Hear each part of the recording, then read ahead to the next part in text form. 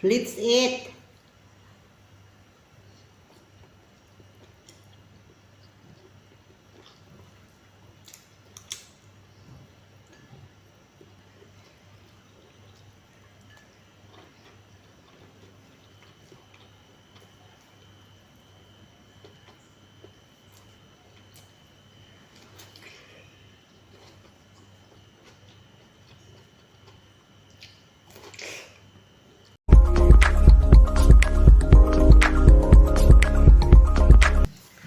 Guys, mag-aadobo ako ng pusit, but before anything else, linisan natin ang pusit kasi meron pa itong mga ito. Kailangan natin ito maalis.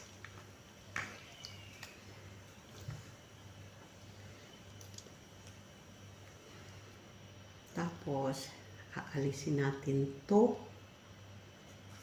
at hihipuin natin dyan para alam natin walang mga natitira. So, ibalik natin to. Tapos, ilalagay ko ulit sa plastic.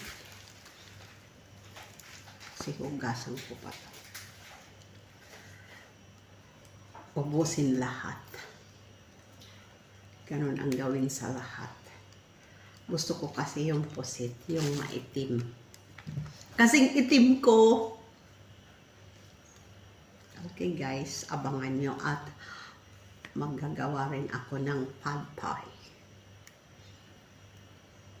With a twist. Huwag na natin i-twist. Marami na akong nai-upload niya na pad thai. Ilang beses na. But that's my favorite. Paborito ko kasi yan. So, it's no problem. No problem to upload again. Make my own spices or sauce or everything. Kaya lang, this time I'm going to eat pad thai with adobong pusit. Oh guys, diba? Pagka ganito kalalaki ang pusit, medyo mahal. Pero ito kasi yung masarap. Ayoko yung malaki na malaki. Ito lang gusto ko. Ganito lang kalaki. At saka yung puti minsan, yung puti pagka mayroon, mahal yun eh. Pero okay lang. Nauubos ko yun. Anyway, mababa naman na ang cholesterol ko. Patataasin natin ulit. Tapos na guys, maglilinis muna ako. Linisan ko muna to kasi ayoko to na mahalo doon sa lababo. Okay guys. Guys, adubuhin ko na ang aking pusit. Guys, I'm going to cook my squid now. Adobong pusit. I don't use onions or any shallots. I use only ginger and a lot of garlic. And I'm going to use these fresh bay leaves and then my ginger flower para hindi siya mabaho. And then vinegar, oyster sauce, at saka soy sauce. Excited na ako guys kasi isang araw pa ako nito nagke-crave. Hindi naman na ako nakakakain masarap na pagkain. Ilalagay ko muna dito. Ilagyan ko na ng aking mantika or oil. Ito ang gagamitin natin kasi maitim yan eh. Kasing itim ko.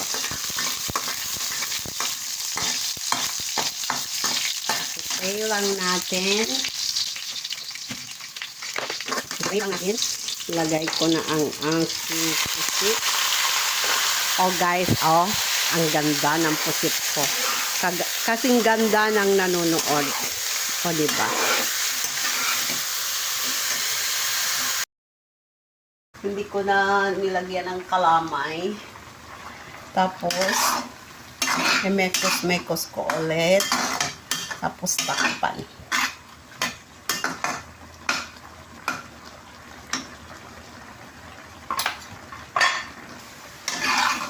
Ayan na guys, luto na. Ayan. Kain na ako. Kain na tayo guys. Andito na ang aking pusit.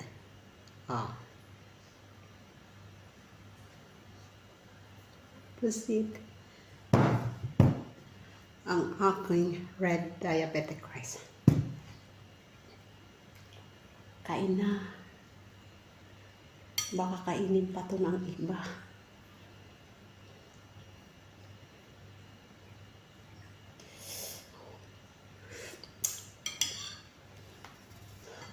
Nakaano ako ng, hindi ko to nilagyan ng sili or anong siling pangsigang. Let's eat!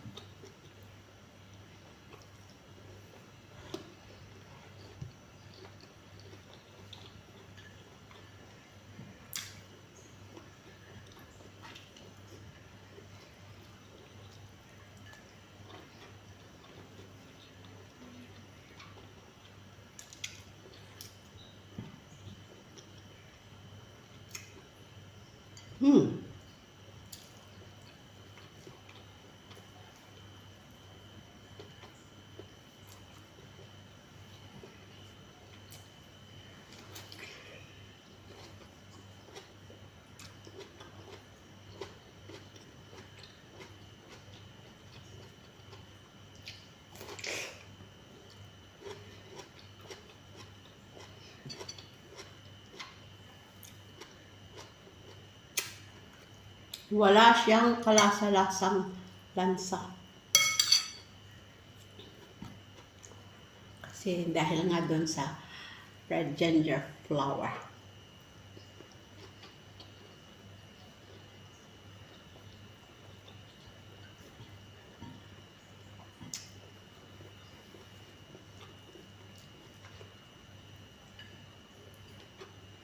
Hmm.